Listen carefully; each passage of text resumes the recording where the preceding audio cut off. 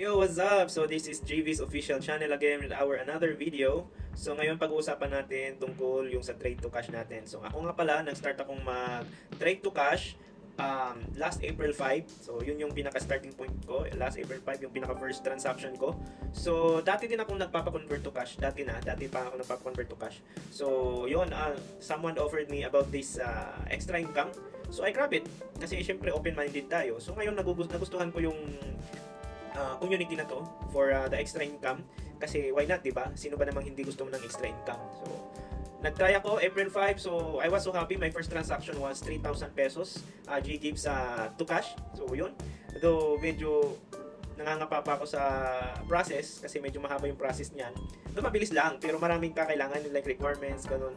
So yun na nga, at napunta tayo sa trade to cash na to. Hindi tayo sa cryptocurrency ha, hindi tayo sa stock market, kundi dito sa trade to cash natin sa mga online funds like SpayLater, GGives, etc. Kung ano pa, Grab, credit card, yung mga ganun. So sa mga nahihirapan mag-convert ng kanilang online funds lang kanyang credit limit, wala silang idea kung paano. So andito kami mag-a-assist sa inyo, pero syempre meron tayong kapalit na fee, merong service charge, di ba? So kami yung nag-a-assist, tutulong sa inyo, maipa-cash out, mapabilis yung proseso, wala nang iisipin pa kundi sumunod lang sa instruction, and that's it. Makakuha mo 5 to 10 minutes, tapos na tayo sa transaction. So yun lang. So yun yung pinaka-background natin. So ito lang, ginawa ko lang yung video na ito para lang magbigay ng paalala sa ating mga clients, sa ating mga customer na nagpa-convert to cash, na dapat ay ito po kasing convert to cash, like example sa GGives.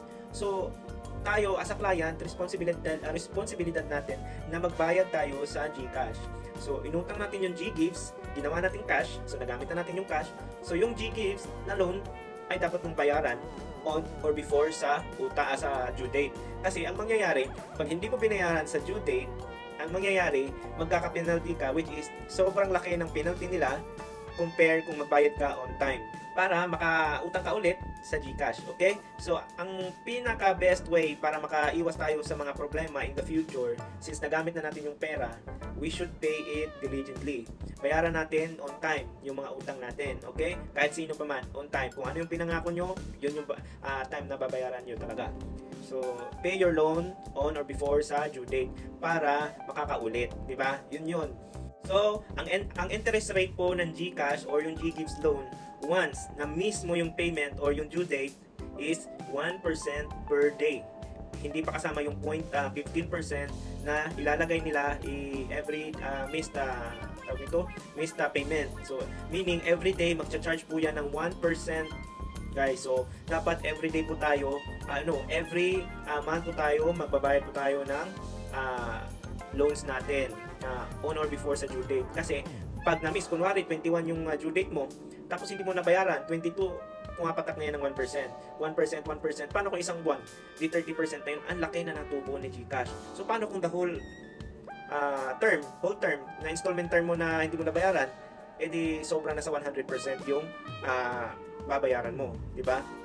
So, maaari iwasan po natin mispayment or magka-delinquent yung account natin.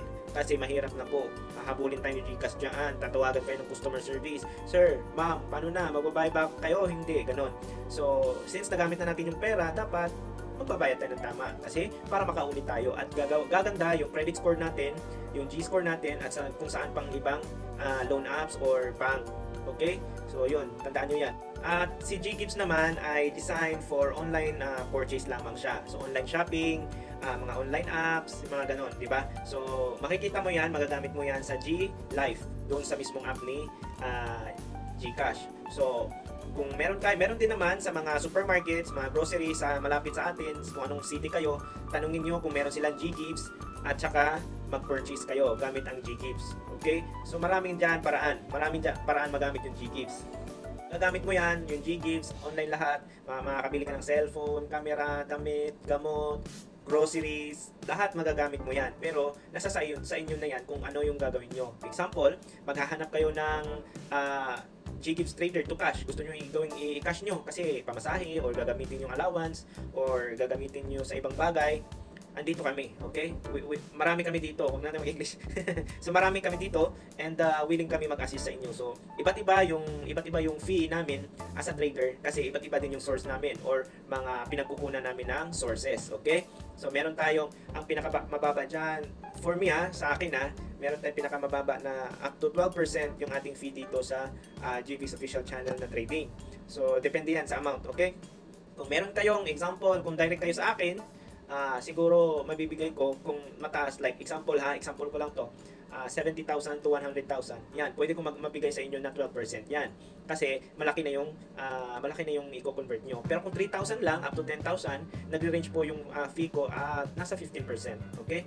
So yan yung pinaka-fee ko sa GGives. So kung below 3K, tatanggap pa din naman ako, pero medyo konting additional na ng fee. Kasi medyo hassle po sa part ko at saka wala na po tayong tutubuin. Diba? Kasi yung bills natin meron tayong binabayaran na fee din dyan. So yun lang.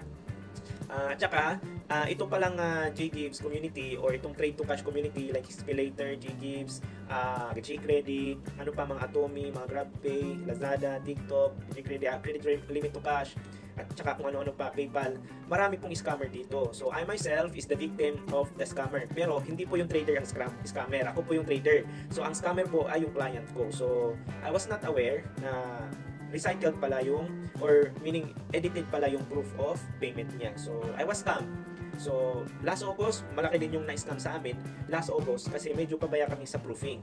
So yun yung nangyayari pag medyo hindi tayo mahigpit sa proofing. So from then on, ngayon medyo stricto na kami at saka medyo in-upgrade na namin yung mga proofing namin kasi marami na tayong AI ngayon, very dangerous na talaga yung AI or yung artificial intelligence sa social media. Nagagawa na nila yung mga resibo, mga screenshots, ganon. So, ingat-ingat tayo. As a trader, dapat maingat tayo kasi mahirap na maisahan. Yung pera natin, na imbis kapiranggot lang yung kita, ay na-scam pa. Diba? Nagkautang ka pa. So, delikado talaga. So, syempre, charge of experience, ganon talaga. Yung pera lang naman yan, mawawala, darating, mawawala, darating. Ganun lang naman yung cycle ng life, di ba? So, yun yung mga paalala natin na sa trading community natin or sa trade to cash community natin is super marami. Marami po siya. At saka marami din po yung scammer na nagpakalat-kalat lang dyan. Ano yun?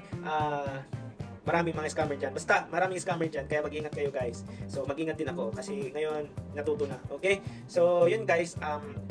So, kung maghahanap kayo, kung naghahanap kayo ng hindi scammer na trader, so andito lang kami, andito lang ako. JV's official channel po yung YouTube natin. Ito po yung recent video natin. So, recently, yun lang yung video natin na upload sa gawa ng PC. So, yun guys, kung maghahanap kayo ng legit trader, andito po kami, andito po ako. Marami po kaming legit, so marami po kaming stay legit until now. So, marami. So, ingat lang kayo sa mga scammer. So, PM lang kayo sa amin. We do have real-time payout, pero sa TikTok Pay Later po, last Pay Later, hindi po real-time dyan. Meron tayo, pero high fee po dyan. Medyo mahal po yung fee dyan, okay? So, yun lamang guys. Kung gusto nyo magpa-convert, PM lang kayo sa akin, sa ating Facebook page, Jerome Villahermosa. Pakita ko nga muna yung Facebook ko. Dito ko buksan, wait lang. Ayan yung Facebook natin. Ayan, Jerome Villahermosa. Ayan. Ayan po. Ayan yung ano natin, yung Facebook. So, search nyo lang yan. Meron yung 6,000 followers.